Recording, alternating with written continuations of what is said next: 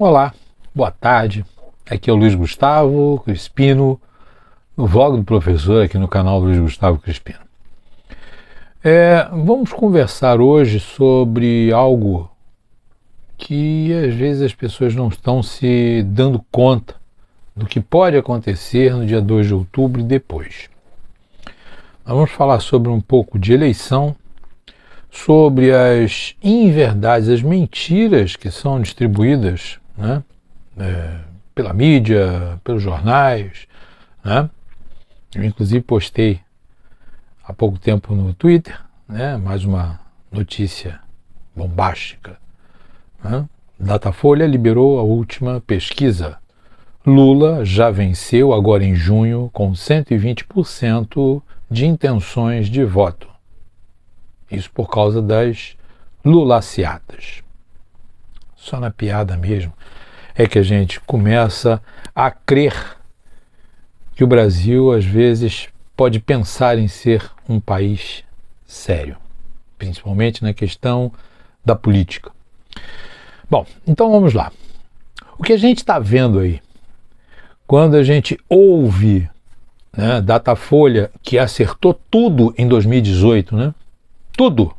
Haddad ia ganhar, né? Aqui no Rio o Witzel não ia levar nada porque estava só com 12% de intenção dos votos, né? E vai por aí afora, uma série de outras coisas, tá, que ocorreram e que a gente verificou que, mais uma vez, o Datafolha errou tudo. Então, primeira coisa, pesquisa de Datafolha não é algo crível. É incrível como eles descaradamente montam estruturas, montam ideias para tentar vender uma falsa ideia para a população. Esse é o verdadeiro fake news. Hoje, no Brasil, as pesquisas são os verdadeiros fake news. E ninguém no STF faz nada contra. Mas por que eu estou falando isso? Senhores, isso é uma questão de estratégia. Pura e simples. Estratégia que foi feita por Goebbels lá atrás, na época do regime nazista na Alemanha, né? Onde a Alemanha era maravilhosa, o povo alemão era um povo ordeiro, lutador, vibrante, maravilhoso, né? Ariano. E ele mesmo dizia, né, uma mentira contada várias vezes acaba se tornando uma verdade. Essa é a grande estrutura que o PT e os seus acomungados, né, seus aconchavados, querem fazer. Não existe uma possibilidade, a não ser por fraude, ou por esta doutrinação via orelha e via visão, né, da população, através dessas pesquisas de Datafolha e outras mais, Estadão, né, Globo, né, aonde Lula está com 40 e tantos por cento. Senhores, Lula não está com 40 e tantos por cento. E eles sabem perfeitamente bem disso. Basta a gente ver nas manifestações de rua, basta nós vermos nas manifestações do dia a dia com relação à presidência do senhor Jair Bolsonaro, que está a todo instante mostrando para o que veio, e veio para tentar melhorar a situação do Brasil. Então, são narrativas falsas que são criadas exclusivamente para poder o quê? Para poder botar a cabeça do povo. Uma outra questão que nos leva muito a observar isso, eleição nos Estados Unidos. Nós tivemos lá em 2020, né, aquela eleição na qual Trump perdeu e que está agora questionando, ainda está questionando, porque lá é um país democrático, de verdade, né? Então está questionando porque houve fraude. Isso é sério. Pessoas mortas votaram. Aqui no Brasil, nós temos essa falácia do processo de Datafolha, de Ibope, de sei lá mais o que diz sempre, né? Bolsonaro está lá embaixo, Lula está lá em cima. Isso é uma outra coisa também. Ninguém fala nada, por exemplo, dos outros candidatos. Ah, mas, gente, ninguém fala nada dos outros candidatos. Eu vi uma pesquisa em que dizia que Lula estava com tantos votos e Bolsonaro e os outros candidatos estavam com 30 e pouco, Lula com 40 e pouco, Bolsonaro e os outros candidatos. Senhores,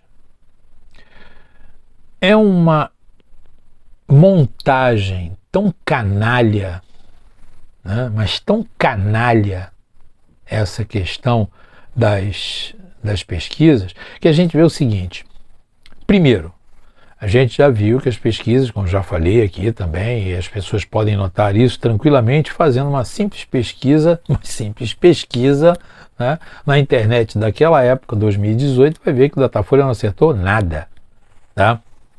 A única coisa que o Datafolha acertou é que o Palmeiras não tem campeonato internacional, né? Não é campeão mundial. De resto, o Datafolha não acertou nada. Tudo o que ele disse que iria acontecer, aconteceu ao contrário. E agora a narrativa vem com o quê? Não só as pesquisas, mas também situações que nos deixam um tanto quanto preocupados. Lembremos que em 2 países da América do Sul, né, pessoas ligadas ao Foro de São Paulo, diga-se de passagem, né, sempre esta maldita organização capitaneada pelo maldito partido, né?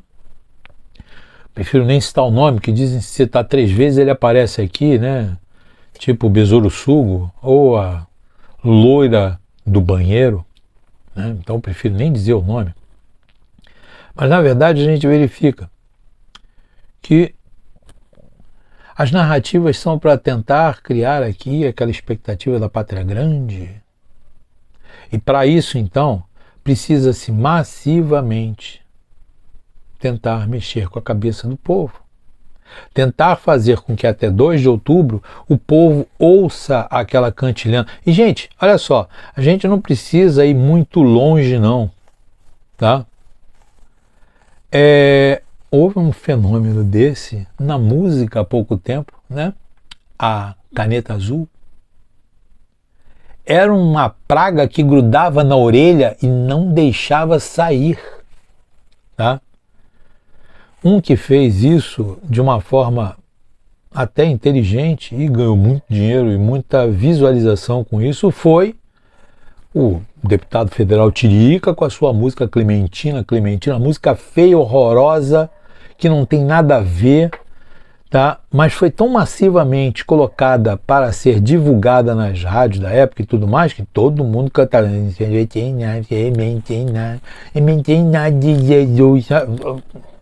e a coisa grudava, não saía. Foi o mesmo efeito da Macarena. Então, na verdade, o que a gente está vendo hoje na política é aquele partido maldito, eu já falei que eu não vou dizer o nome, né? Junto com seus aliados, tentarem fomentar na cabeça das pessoas de que o molusco de 9 dedos é o vencedor. Agora, o que é que nos dá assim uma certeza de que isto é uma armação? As narrativas do senhor Barroso, Fux e Alexandre de Moraes, frente ao TSE, de que a urna eletrônica é inviolável, de que a urna eletrônica ela é perfeita, de que a urna eletrônica é maravilhosa. Senhores, não é. Nada que seja eletrônico é inviolável. Nada. Mostre-me alguma coisa que seja. Nem os computadores do FBI, da NASA e de outros grandes institutos e departamentos de defesa e de aba 4 que seja, estão isentos da ação de hackers. Qualquer pessoa que tem um mínimo de conhecimento de informática sabe que qualquer coisa que se use a eletrônica, a informática, pode ser fraudada. E aí vem aquela velha pergunta que eu faço.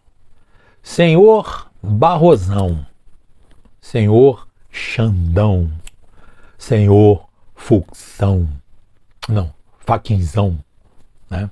Cismei com Fux. Se tem tanta credibilidade no que diz de que a urna eletrônica é inviolável, por que é que não fazem a prova dos 9 liberando o voto impresso para auditagem? Por que uma auditagem numa sala secreta dentro do TSE, né, uma sala fechada, inviolável? Senhores, a contagem dos votos públicos, o nome já diz, né? A contagem tem que ser pública. Eu, como já falei em outros vídeos, participei nas décadas atrás, né, no processo de fiscalização de eleições. E os votos eram contados ali, na frente dos delegados, na frente dos fiscais de apuração, para não haver nenhum tipo de armação. E ainda assim, fazia-se armação nos boletins de eleição, porque eram de papel. Então, o que a gente vê é uma narrativa canalha, safada, né? De que tudo está maravilhoso, tudo está espetacular e que o Lula já venceu. Essa é a narrativa maldita da esquerda. E o que é pior, nós tivemos as pessoas que acham que o Bolsonaro ganhou disparadamente nas eleições de 2018, senhores, busca lá no TSE a quantidade de votos que o Bolsonaro teve, a quantidade de votos que o Haddad teve, a quantidade de votos que foram brancos, nulos e abstenções. Na última eleição que nós tivemos, né, do guerrilheiro das Farc colombianas, que se tornou presidente agora, 16 milhões de pessoas não foram votar. E o cara ganhou com 11 milhões de votos. E o segundo colocado, 10. O que isso determina? Que mais de 1/3 da população não queria nenhum dos dois candidatos. Fala-se muito, né? Eu escuto muito, isso é uma outra coisa também que me preocupa, fala-se muito, porque eu sou um diálogo republicano, uma questão republicana. Vocês já notaram que as pessoas falam desta questão de diálogo republicano e de fala republicana há coisa de 2 anos para cá? Por quê? Senhores, porque no 7 de setembro, este símbolo daqui, que é o símbolo monárquico maior, que é a bandeira imperial, estará representando 200 anos de independência. E de uma forma sutil, metem na cabeça das pessoas que tudo é republicano, quando na verdade a nossa independência foi monárquica. Então, está vendo como é que funciona essa manipulação de ideias, essa manipulação de falas, essa manipulação de ações que são feitas por estes canalhas políticos? É por aí. Então, na verdade, o que a gente vê cria-se uma narrativa de que a eleição já está ganha. Cria-se uma narrativa de que um dos candidatos, né, já é o eleito. E o pior, cria-se uma narrativa mentirosa, porque este candidato não vai às ruas, porque cada vez que ele vai às ruas ele é vaiado, hostilizado, enquanto que o outro é ovacionado, é aplaudido e carrega atrás de si milhares de pessoas. E a gente para pensar o seguinte: a partir do momento em que um partido político começa a utilizar da mídia comprada por eles e vendida pela canalice de editores jornalísticos, que para mim deveriam de perder os seus diplomas, porque eles estão indo contrário à ética máxima do jornalismo, que é informar a verdade. Informar a verdade. Não é fazer a cabeça da população, mas informar a verdade. Do tipo, senhores, olha, esta pedra é uma pedra. Ponto. Este é o papel de um jornalista. Agora, quem ler ou ver a sua matéria vai tomar para si, né, o papel do que representa esta pedra. É uma pedra para atacar em alguém? É uma pedra para segurar papel? É uma pedra decorativa? Isto é papel do leitor. O papel do jornalista é apenas informar a verdade. Mesmo o jornalismo investigativo, ele tem que informar a verdade. Ponto. Parou aí. E o que a gente mais tem visto é o nosso jornalismo, infelizmente, ser algo extremamente político, extremamente partidário e mentiroso.